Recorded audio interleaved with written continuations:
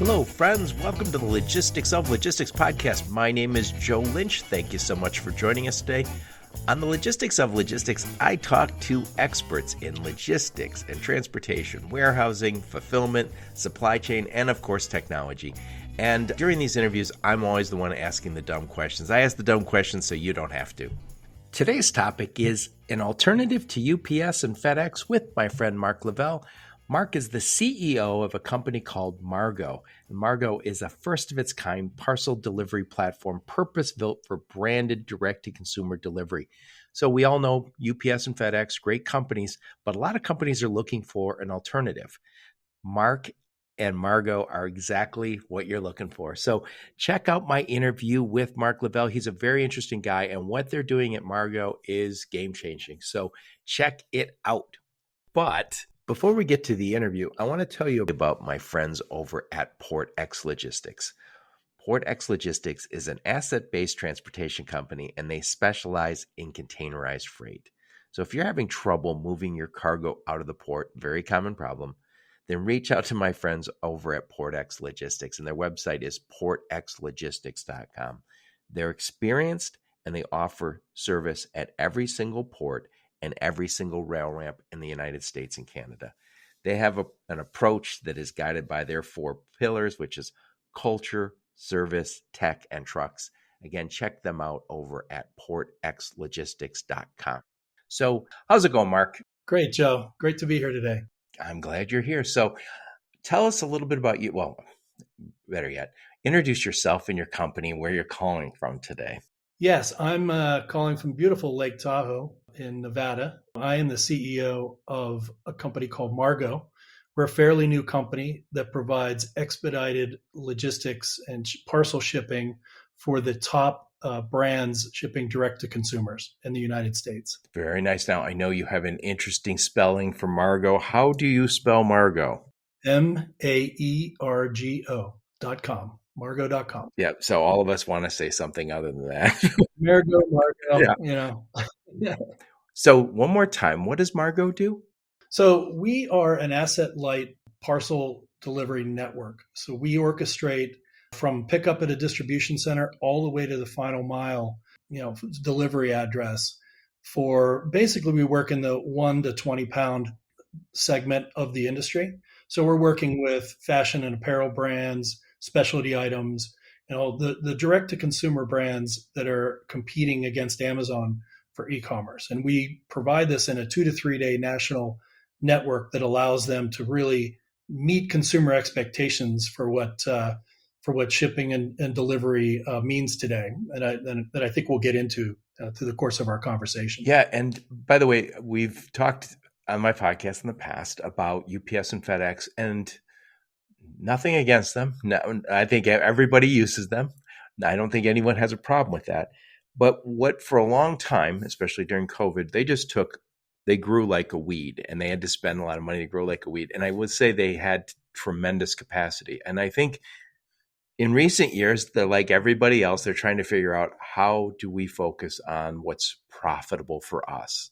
And if you're not a profitable business for them for whatever reason, they will let you know with the price. They aren't going to send you an email and say, Joe, we're going to give you a very high go away price. They're just going to give me the go away price.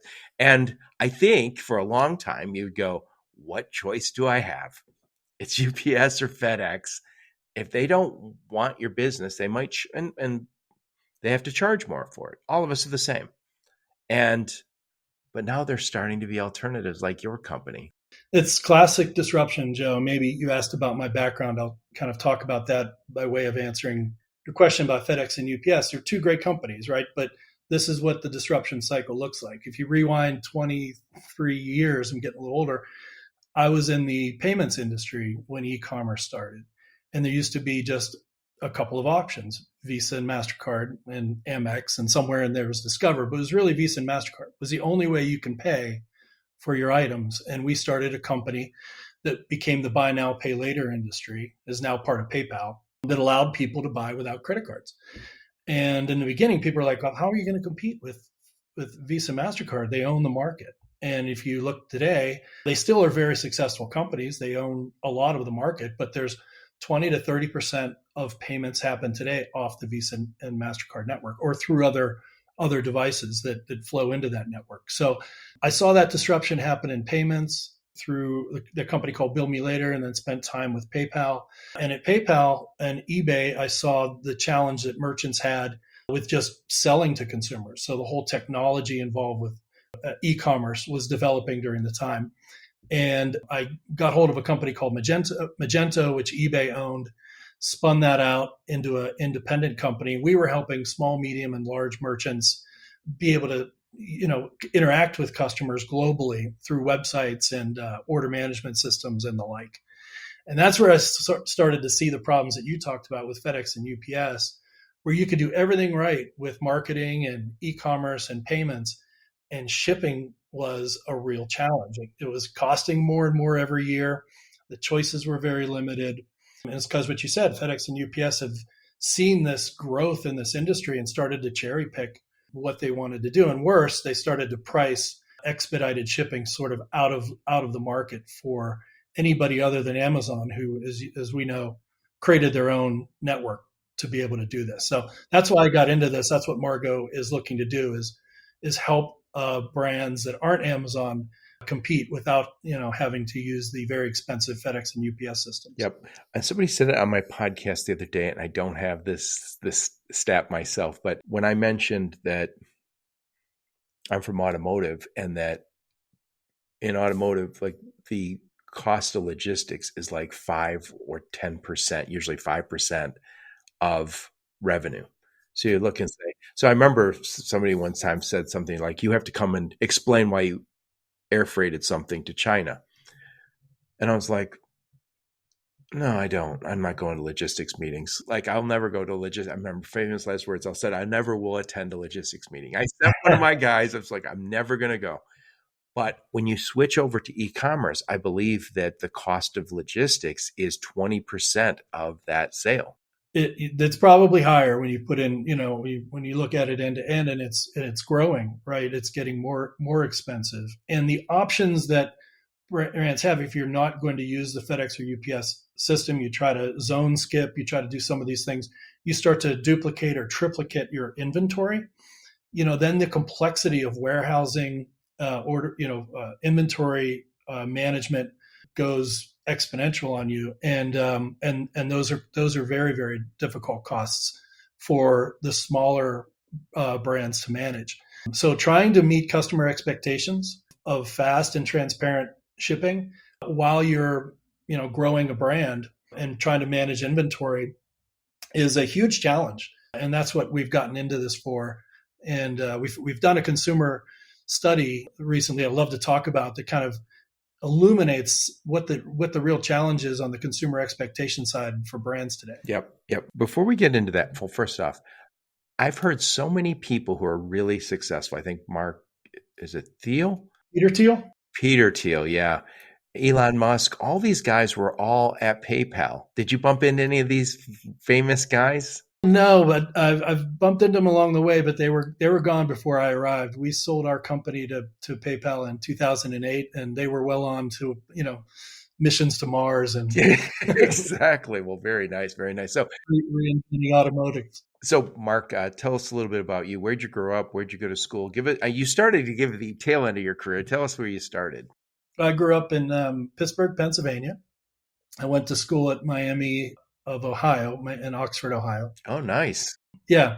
My wife and I met there, and we had 4 beautiful daughters that are in their 20s today. And we moved out to California when we sold to eBay, and recently moved to Austin. So I've had a career in payments and in the internet and e-commerce, and now I'm in the logistics industry for the purpose of really, I think, completing what is the hardest part now for brands to succeed in, which is the logistics and delivery piece. So you saw this big opportunity in the market, and say it one more time where you saw that opportunity as that hole in the market, so to speak.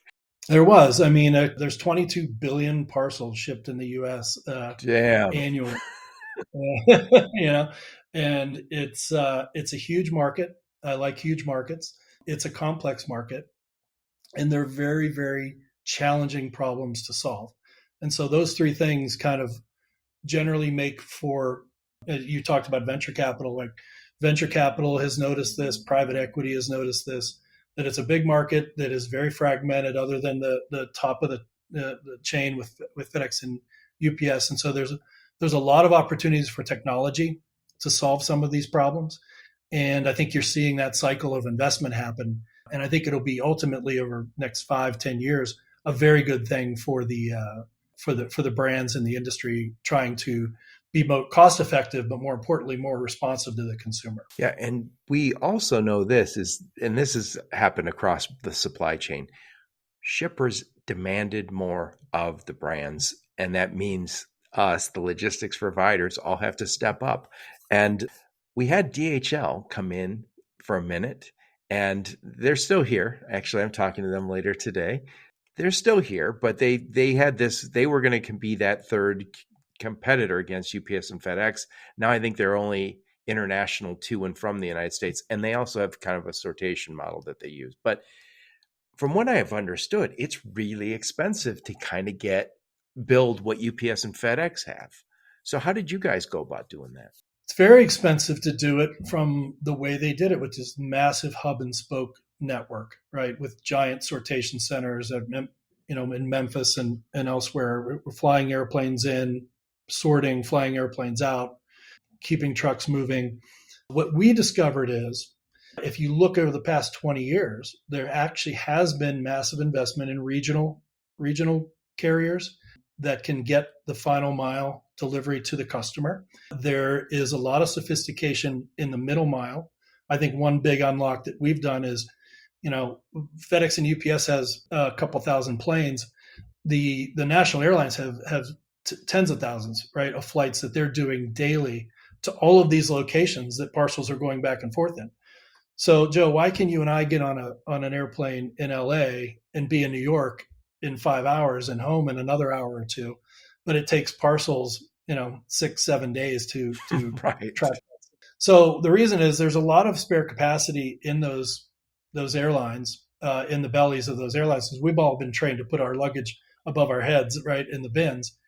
And so we're utilizing that spare capacity, which is first of all, it's a more carbon friendly way to do it. If you're going to fly the plane, you might as well fly it full. So we're providing a revenue stream and using that spare capacity. Second important part is you can get the package closer to its final mile destination directly. So if you wanted to send something from Salt Lake to Tampa, why not take it on a flight from Salt Lake to Tampa? Why put it on a plane that goes to Memphis and then on a truck that goes to Georgia and then in a sortation that goes to the final mile? So what's available today to us with technology is to tap into all of these existing networks that are crisscrossing the country, crisscrossing these addresses, and piecing that together into a service that we give our brands, which is a 2 to 3 day national network for parcel delivery. And it works extremely well. And from their perspective, you said knit together, but from their perspective, it's just seamless. You guys are the shipper. I mean, you're responsible for that shipment. And I'm assuming you have technology that manages all this. We have technologies that manages all of it. And you said it. It's not that the VPs of logistics and the shipping industry for our brands aren't aware of this. It's just how can they take advantage of it? Right? So you want to, use the regional networks that are around your distribution center. You want to take advantage of these sort of freight forwarding capabilities. You want to be able to provide these 2 to 3 day or expedited services to your customers, but you only have so many lanes in your distribution center. You can only handle so many, even billing capabilities and pricing capabilities. So we put all that together. We connect to hundreds of alternative carriers, and we pick the best route based on what you're trying to accomplish. And generally, for what our customers are trying to accomplish is fast, expedited shipping for parcels to their consumer. I love it. And by the way, we might not all be experts in what you do, but we are all, probably everyone listening is saying, yeah, I want fast expedited. That's what I want. If I'm a brand, I want that. But as a consumer, we're all like, yes, Mark, give me. Whoever said I want my package slower, yes, right? Exactly. Free and fast is what we've been trained to expect. Right. Mark, before we hit record, we were talking about a study that you guys just did. First off, what was the name of your study?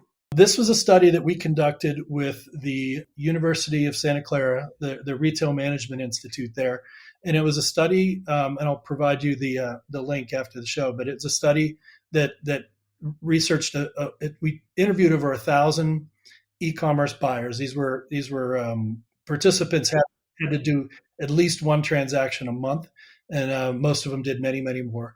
It was across the demographic spectrum, and we asked them questions about how important shipping and returns were in the purchase journey, and we had very fascinating, conclusions that I think that everybody needs to know about.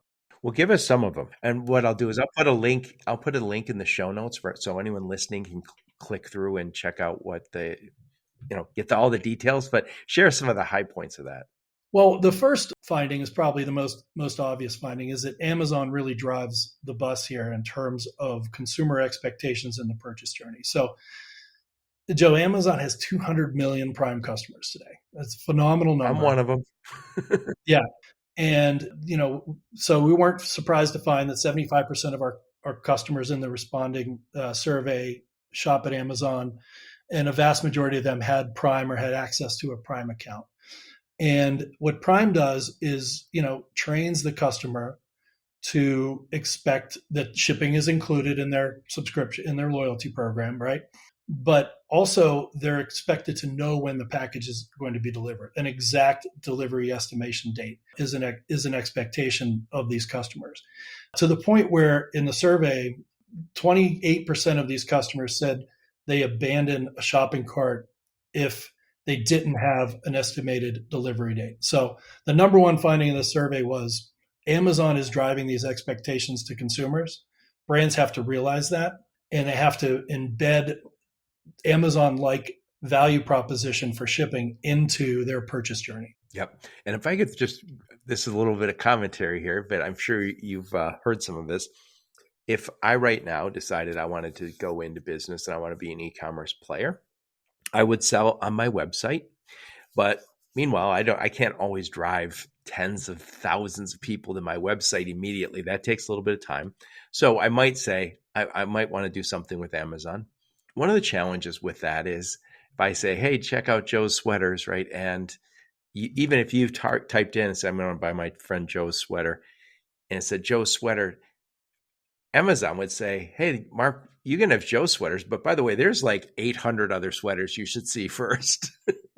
And that is one of the challenges. So we see certain brands, I think Nike's one of them, Allbirds, they're pulling out of Amazon because they want more control over the experience. They also don't want you seeing alternatives to their product. So Nike obviously can drive a lot of traffic to their website. They're a big company, same with Allbirds. But also Amazon doesn't necessarily, they're the same as UPS and FedEx. There's the business that works for them, but that's not everybody. If you want to store stuff in their warehouse, I got bad news for you. They don't want to help you do that. So even though they set the bar, they aren't for everybody. And that's becoming really evident to a lot of e-commerce companies. It's a scary proposition today. Amazon is a juggernaut in terms of, and they're pretty transparent about what they're going to do. Andy Jassy comes out every year in his investor letter, and he said this last year that they are investing more and more in same day delivery. So they started with the 2-day delivery promise. They're going to same day delivery. Why are they doing this? Is because they see that it drives sales. This is maybe the second big finding of our study, and this is probably the biggest thing we try to get through to people that we'd love to have working with us, is that shipping is not a cost center. It's a sales driver. 89% of our survey respondents said that estimated delivery date on the product detail page, this is early in the purchase journey, right? I'm still deciding whether or not I'm going to click it into the cart. What do I want to know, right? I want to know what color the sweater is, what size the sweater is it available, what price it is. But 89% said, when can I get it? Not like a range of 5-7 days. They want to know the date it's going to be delivered. And, like I said, 28% of them, if they didn't see that, closed the page, didn't do the sale. So here you've done all the work to get the customer there. You have their sweater at the right size in the warehouse ready to go. And because you didn't invest in, estimated delivery date capability up front, you lost the customer. That's what Amazon's telling us, right? It's not because they want to put everybody out of business. It's because they're listening to the customer. Customer says, if I know I can get it faster, I'm going to click through to the next part, which is payment. So that was our number two big finding. Yeah, but you said something that caught my attention. Logistics as a sales driver. I got to tell you, I came from an automotive background, and we have lean in automotive. And so I kind of look at the world from order to cash. And we would always look at non-value added steps.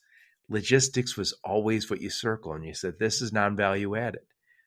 What you're telling me and by automotive is a little different, obviously, but what you're telling me here is customers will pay extra. By the way, with my car parts coming into a factory, Ford won't pay you extra to get them there in a different way, faster. They just say, here's our production schedule, be on time. What you're telling me now, though, is they want it same day. And I just heard guys from Flex, I forgot the founder's name now, but he said, we're seeing tons of next day, but not a lot of same day. If what you're saying is true, and I believe it is, same day is going to drive sales for companies. Certainly for Amazon, but having a legitimate estimate of when you're going to get it is what the consumer is asking for. They're not necessarily saying I need it same day, but what we're giving them is like this huge range. Yeah. So I was on my favorite men's clothing provider. I won't name the name because I hope to work with them someday and help them through this. But, I'm buying what amounted to a $90 pair of shorts, which is crazy, but they sell a luxury item, a $90 pair of shorts and a $70 t-shirt, right? So I have almost a $200 basket, pretty big shopping cart. I get to the product, I get to the page where it gives me my shipping options, and it says free shipping, 3 to 7 days, right? Right underneath of it, it said, you can expedite this 2 to 3 days, $30. Do you want it tomorrow? $40. So think about that, right? First of all, the difference between 2 to 3 days and 3 to 5 days, whatever they gave me up front, I'm a little confused about. And then charging me $30 on a $200 basket. And so clearly they're thinking about this the wrong way. That $30 is a lot of profit. Even FedEx and UPS doesn't charge that much for them. They're probably getting charged $20 to $25. So there's some profit they're making in that. And a very small percentage of their customers are clicking on that. So they're using it to kind of subsidize the free part of it. And what we're saying is you don't need to do that. And our survey found that actually customers are willing to pay a little bit more to get the product in 2 to 3 days. And the number is $7 to $9. So for $7 to $9, you could put an option there that the customer will click on more than that $30 option, and they'll be more satisfied. And you'll get that click through. You won't have that 28% abandonment, right? And this is what we're trying to get through folks, is just look at what Amazon has done. Test on your website the ability to provide this option, not for $30, but for free or somewhat free, and it will work. You'll get more customer loyalty, you'll get more customer conversion, and you'll make more aggregate profit in the long run. Right. And I'll ask this question of you. I'm a Prime member, and I don't know what I pay every year, but I heard the price went up. I don't know. It comes out automatically out of something, right? So, and that's something I don't know either. We just pay it. Yeah. So at some point I go, yeah, shipping's free from Amazon. I never say once a year I pay something. Do you think? I think you pay $200 now, right? Yeah. Do you think we'll see more brands like the one you just talked about say, Mark, we'll give that to you for free as if you join our loyalty program, and that loyalty program has a price? Absolutely. We found that in our customer responses that when they think about what loyalty means, and they think about what a loyalty program means, 80% of them said it has to have some shipping element, either free shipping or cheaper expedited shipping. So when you think in the e-commerce context, loyalty means certainly the brand, how the brand makes me feel, how the products make me feel, my loyalty to the service they provide. It also very much depends on the bundling of a shipping program. So if a brand doesn't have a loyalty program, they probably should. And in that loyalty program, extremely important that they have some sort of expedited shipping option. Yep. And by the way, you mentioned paying extra $30. Companies could have easily baked some of that into the price of their goods and had free shipping, and had you already were paying too much for your shorts and your t-shirt. If you were paying an extra 10, $12, you go, it is what it is. I like them. Right. And by the way, we see that with, if you ever go to like Salt and Straw out in Portland or Haagen-Dazs, if you want to buy ice cream online, I don't recommend it, but you can, and they will just add to the price of the goods and say free shipping. But by the way, your little ice cream pint cost $12, right? They had to double the price of that to give you free shipping. But that's kind of what we've seen in the past with certain parts of our business. Well, it's so to move beyond just the concept of free shipping to get into the results of our study. It was actually not just the speed, but the accuracy and the proactive communication that went with it. Imagine getting ice cream. You definitely want to know when that ice cream's going to arrive, right?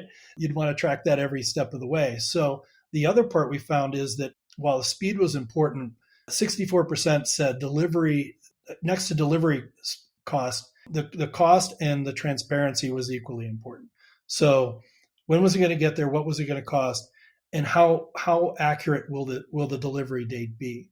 So investing in those elements of it and working with a provider that allows you to not go into a black box and say, it's coming. A lot of customers want sort of kind of turn by turn updates on when their product's going to get there. Some of them don't. Some of them don't want to know but for a highly considered purchase, you want to know when did it go out for shipping? Is it on track? What stage is it in? And when can I expect it at my doorstep? So that became a very, very important part of the findings that we got from the study. Yep. I will say I'm one of those people who, when I buy online, I bought early online where my sweater would take 1 week. And I thought, isn't it a miracle that we can get something shipped from somewhere to my house in a week? Woo! Yeah. But I could say I don't care, but I do notice this now. I live in Michigan. We do have weather here. And also, if I'm out and about and I know I'm getting clothes put on the porch, I don't want the porch pirates to get my stuff. So I do want to know when it's going to get there. So if I'm going to leave the house and I go, well, wait a sec, it says this is going to deliver in the next half hour, I'll hang out. So even me, when I say I don't care, and I might, if I was to take your survey, I might have said I don't care, but I care enough about certain things. If it was in electronics, I thought it's expensive, okay, I'm gonna care. I might not care about a sweater, but also if it's raining or snowing, and we do have that here, I don't want my stuff getting wet. This turned out to be another interesting thing we found is that, especially with COVID, we leaned on services for food delivery like Instacart and DoorDash. And think about what they've done to kind of revolutionize this concept of transparency of delivery. Like when a pizza gets to your door, you want to be there to get it, right? It's got to be hot. And so they have turn by turn. You know the driver's name. You can see them coming down the street on the app. You know what car they're driving. That is going into parcel delivery. So whereas this anonymous kind of package used to just get thrown on our doorstep, now you have tracking that allows you to know when it's coming, who's bringing it, and you'll get a photo verification of where the parcel is when you get it, right? Which means you could be at the office and making sure this happens, and you can tell somebody to go pick up the package, or you can communicate with the courier and say, I'm not going to be there. Can you reroute it to your run tomorrow? That type of interaction, not for all of our packages, but are coming more and more accepted. We're actually working with DoorDash today, using their dashers to deliver parcels. So while they're crisscrossing your town picking up lunch, they're also dropping off parcels at these various addresses with the same technology and the same transparency that they do for food. They've brought that to the parcel delivery. Oh, I love it. I love that, because one of the things we struggle with is when you talk about like a DoorDash guy, they are optimizing those routes, but let's just say you're in an area that doesn't have density of shipments. So it's nice that you can say we're gonna maximize not only you can pay that guy more potentially for doing that delivery, but also I don't have the environmental impact of two drivers. I have one driver, and also we're also going to struggle. I'm one of the younger baby boomers. When people my age leave, there's 400,000 fewer people in the generation right behind us. So who's going to do DoorDash? I always say, who's going to work in the factories? Who's going to work in the warehouses? Who's going to deliver this stuff? Well, it's going to have to be well paid. I know those four daughters of yours probably grew up expecting a good income. Don't get me started on my daughter's expectations for delivery of clothing. But yeah, I'd say this is one of the more fascinating, fast moving parts and most expensive part of the parcel delivery chain is the final mile. Because you're right, you need that density. So you have laser ship and they combine with on track and they're creating this super regional delivery capability. You have LSO, you have these, and then you have a myriad of regionals. But I can tell you firsthand knowledge, and it's public. DoorDash, Uber, Walmart are all getting into this game because they have that density. They're already doing these types of deliveries. So combining these and getting density of delivery for their final mile carrier, be they, the gig economy driver or a robot eventually one day, is where some of this will go. There's a lot of disruption happening there, and I think it's going to drive down the cost and increase the service transparency for consumers. Yep. And I do know, maybe you can touch on this for a second. We see a lot of players in the small parcel space are using the Postal Service, USPS, United States Postal Service, for that final mile. And the reason is because it is the final mile that they've always done. That's the expensive piece. Yeah, that's kind of what the Postal Service kind of ultimately will continue to be, is that last mile, especially on the tougher zip codes to deliver to. We use them as well because they do have that density for the first class mail. So they're useful to us in about maybe 7% of our deliveries, where we don't have a regional final mile delivery carrier, but they're quickly getting competed out for that. So right. It's pretty right. And by the way, this is I don't want to drag you too much off on my tangent, but that post you put your post box on your house, that is against the law for somebody to put stuff in there other than the Postal Service. Am I right to say that? I think you're definitely right. But you know what? I live up here in Incline Village in Nevada. I don't have one. Right. I don't. A lot of my neighbors don't, because it's not useful anymore, right? To have that, all you'd get is junk mail in it anyway. Yeah. So all of the packages go to a third party. It's called Postal Express. And so there's a lot of infrastructure that's being built that enable us to do what we do. All we're doing is tapping into that infrastructure, be it for deliveries or returns or first mile or mid mile. Yep. So I want to take a quick time out to tell you about my friends over at Lean Solutions Group. Lean Solutions is a nearshore, offshore service provider, and they provide a range of services, including operation, technology, marketing, sales, and business process outsourcing. They work with over 500 U.S. transportation and logistics companies. And what they have is this model where they have satellite offices down in Colombia, Guatemala, Mexico, and the Philippines. And their approach is real low cost, low risk, low hassle. They have 9,000 employees now. They're one of the fastest growing companies in America. And again, everybody I know seems to be working with them. But if you're not working with them, check them out. Lean Group, LEAN Group.com. And by the way, my podcast is edited by someone from Lean Solutions Group. They're a fantastic company. I just did an interview with Ryan Mann. I'll put a link to that in the show notes. Check them out. So why are companies coming to you? Are they saving money, or are they seeing better service? What's the reason they go to Maergo? Yes and yes. So at the top end, like we work with companies like Saks. They're using us for, yeah, no, we're very proud to have them. They're shipping very high value items, right? Where service is an expectation of the brand. So absolutely, all the things we found in our study, Saks knows. You're buying an $800 pair of boots or a $200 handbag. You want to get it. You want to know where it is. You want to get it as quickly as you can. So they trust us to do that. We can operate in a 2 to 3 day promise for them. And they're using us really for carrier diversification. They're big enough. They're using FedEx, they're using UPS, they're probably using a couple other regional carriers, but they don't want to single thread it through one.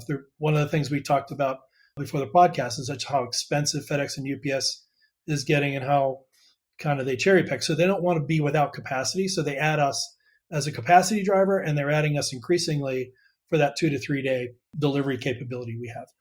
For other brands that we use, smaller brands like Buck Mason or Chubby's, these are digital first, direct to consumer brands. They're using us primarily as their primary carrier because we're able to work out of a single distribution center and provide them this 2 to 3 day delivery footprint. So they don't have to triplicate their inventory to add all that cost and complexity.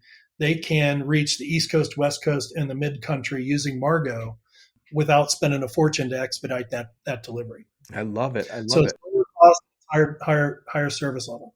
Yeah, I saw this with, and I won't mention the names because I'm going to disparage them, but 2 high-end men's clothing companies disappointed me. One was a gift for my kid, and they sent, this was during COVID, so there's a little bit of wiggle room here, but my Christmas gift that they sent in early December arrived in mid-January. The second gift, which was just a duplicate of the first gift, arrived late January, and I had to return it to the store. And I remember thinking, this brand is known for its service, and that's in their retail locations. But I expected that now that I was getting something sent to my home, that reputation would extend to a home delivery, and it did not. And that's the risk these companies take, is they've built these. If you're a mortar first brand that's been around forever and you say, my customers are willing to pay extra because they know they get this phenomenal service and quality, and then it falls down on the home delivery, you go, maybe I'll look around and see who else is out there. Well, get this, in our survey, Joe, 57% said that they had stopped using a brand because of a bad delivery experience. 57%. Now, keep in mind, our survey is with the top of the top. These are people making at least one purchase a month, most of them many, many more. So if you lose that customer, the lifetime value of that customer is huge, because it's huge. And so this mentality of, you exactly said, brick and mortar, the product's there, the customer comes in, they pick it up. You didn't have to think this way. When you're going direct to consumer in the digital age, the shipping experience is part of the brand. And you've got to learn these lessons early. And we did a review of the 100 top shipping brands in the U.S. And they're just rife with inconsistencies, and they're not following these lessons. So there's a big gap here, and FedEx and UPS isn't helping them figure it out. It's actually making it worse. They're telling them either slow the product down and put it on the ground and tell them we'll get there in 5 to 7 days, or charge a fortune. And we just don't think that's a good option. And it's certainly not the option your biggest competitor, Amazon, is taking. So these are really, really critical lessons that brands have to learn. Oh yeah, there's no doubt. Again, the bar just gets higher and higher, and I can't envision it going any different. I don't think Amazon's going to let up, but also as we start to see, you mentioned Walmart getting into home delivery more, I think they'll figure it out at some point and be very, very good at it. And so if you're a brand, you don't have a choice. You don't have a choice, but I also say it's doable. You can leverage a company like ours who has done the work to do the hard work to normalize, trucks picking up your distribution center, airplanes taking off at the nearest airport, landing at the closest airport to your customer, and gig economy drivers or regional carriers taking it. It works 24/7 at a 99.9% success rate. So the hope here is that through, services like you, podcasts like you, folks out there listening, it looks like just complexity and cost. And really what you need to think about it is a driver of conversion rate, a closer of sales, and a lock on the loyal customer that you have to have in this day and age. Yep. And I think if you were to ask the vast majority of people out there who ship small parcel, they would say there aren't alternatives, but there are now alternatives like yours, like Maergo. So final thoughts on your study. Then I want to talk about who's your sweet spot. Final thoughts on your study, and I'll put a link to your study in the show notes. I'd say the big conclusions coming out of the study that if I were a VP of logistics at a brand, charged with e-commerce, I'd say they need to invest in this estimated delivery date capability, and they need to move it up to the product detail page of the e-commerce site. That's a minimum today.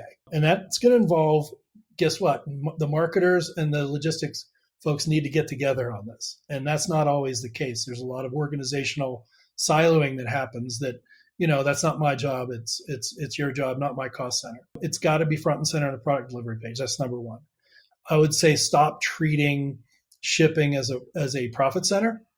That example I showed, the $30 2 to 3 day, and test the impact of offering faster and more standard free or slightly, more reasonably cost expedited shipping. I think what they'll find is they're going to get that conversion rate benefit, and it's going to be the most meaningful customer segment that they're missing. I'd say if you don't have a loyalty program, you probably should have some form of loyalty program to get your most loyal customers kind of locked in, and expedited shipping needs to be a component.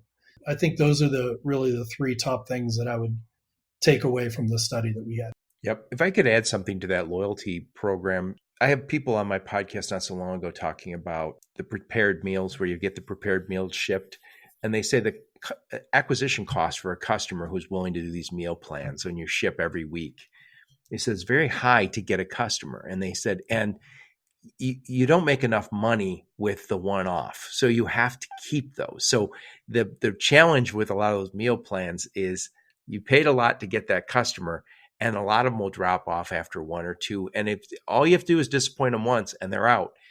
But if you can get to that place where you have their loyalty and you say that is a lifetime value customer, as opposed to the customer that you basically lost them early. And I think we're going to have to look the same way in some of these e-commerce brands. They're a different business, but it's close enough. We're a customer of those in our house, and I'll tell you, it's a shipping product, right? Because the food's a bit of a commodity, right? I can get the hamburger and the onions and the things that come in the box. I can get them right up the street. Why do I get them? Because it comes to me at the time that I wanted in the shape that I expected. So those products are shipping products. And really now it's true for everything: sweaters, socks, shoes. And that's really the challenge, I think, for major brands today, small, medium, and large. Yep. So who's the sweet spot for you and Maergo? Today, we're a U.S. focused company. We do some work in Canada, but predominantly U.S. And you want to be shipping at least 500 packages a day. So that's going to put you at the kind of higher end of the e-com spectrum for us. 500 packages a day, generally in the 1 to 20 pound category, is where we do a really, really great job. Are these traditionally retail companies that are getting into e-commerce? Or are these kind of the digital natives? It's interesting. It's both. I mean, what I've seen over the last really 10 years, I guess, in my career is that the large brands have learned the lesson and spun their e-com divisions into a separate unit. Saks, actually spun the whole business out into its own unit, separate from the brick and mortar stores. But generally, we work with the e-com divisions of the larger groups, or, like you mentioned, Allbirds, we work with them. These digitally native brands that start with one distribution center and then grow hyperbolic, when they get the marketing formula figured out. They're a great client of ours because we can allow them to extend that growth out of that one distribution center, which is a phenomenal. We talked about venture capital and return on capital, not having to expand into multiple distribution centers in order to meet a 2 to 3 SLA is a huge win for our clients. So what about a lot of people listen to my podcast are warehousing and fulfillment people? Do you work with those companies also? Yeah, we do. So 3PLs are a big partner of ours. Ryder Whiplash is a big. Yeah, they do a great job for e-commerce companies, and we're one of their primary carriers in the Ryder Whiplash kind of carrier network. I interviewed Gary Allen at Manifest. We'll talk about Manifest in a minute because I know we'll see you guys there next year. But I interviewed Gary Allen, the VP of, I think, warehousing innovation over there. And I was shocked at how many e-commerce warehousing locations Ryder has. And I'm here in Michigan. Ryder and Penske seem to have all of the automotive business. So I know that was half of their business for a long time. So the idea that they've Just they continue to grow. And I think automotive's less than 50% of their business now. They're still fantastic at it, but Ryder does e-commerce and a lot of it. A lot of it. Yeah. They're huge. I mean, I think there's like 20 or so that I know of myself in the Whiplash network. And so you'd ask, well, why do they need us? They've got so many warehouses. It's because the challenge of having the right product in the right warehouse at the right time is a huge, massive challenge. And so we augment their carrier networks by able to provide this 2 to 3 day SLA, regardless of where the product is. So it's a real benefit that they provide to their customers by working with Maergo. Yep. Mark, what I'll do is I'll put a link to your LinkedIn profile, a link to your website, a link to that study that we talked about, and any of the links you and your marketing team give me. I'll put all those in the show notes. And I want to ask you, before we wrap this bad boy up, I like to interview smart, interesting people like you who are killing it in the space. Who else should I interview? Well, I'm on the board of a logistics company that I think a lot of people never heard of, called Armada, out of Pittsburgh. They do cold chain logistics orchestration for some of the largest fast food and restaurants in the world. I never heard of them. Fascinating company, and John Burke's a great guy. He's the CEO. I bet he'd love to talk to you, Joe. I would love it. Maybe if you've got his email. You CEOs are hard to get their email sometimes. I know why. So what conferences will we see you at? Well, the major ones we go to are Manifest, which we just had. I'll see you there, yeah. Phenomenal one in Vegas that I attended. And we go to Shop Talk, which I believe just happened as well. I did not attend that one myself. We go to a lot of the regional ones as well, but we'll provide you a list of the ones we're going to be at in the show notes. Excellent. Well, I really appreciate it. Thank you so much for taking the time. I love what you guys are doing. I think it's so long overdue that we start having alternatives to the big two. Nothing against those guys, but we all need competition to keep us honest. That's right. We want to make sure you get your menswear on time without any disappointment. That's what we're here for. Exactly. Well, thank you so much for taking the time, Mark. It's a lot of fun, Joe. Thanks. Yep. And thank all of you for listening to my podcast. Your support's very much appreciated. Until next time, onward and upward. You have been listening to the Logistics of Logistics podcast, where we engage with leaders in the logistics and supply chain community. If you like what you hear, please subscribe, hit the like button, and leave us a nice review on Apple or Spotify or wherever else you listen. Also, please check out our videos on YouTube and connect with us on LinkedIn. We're very big on LinkedIn. And you can also reach us on the logisticsoflogistics.com, our website.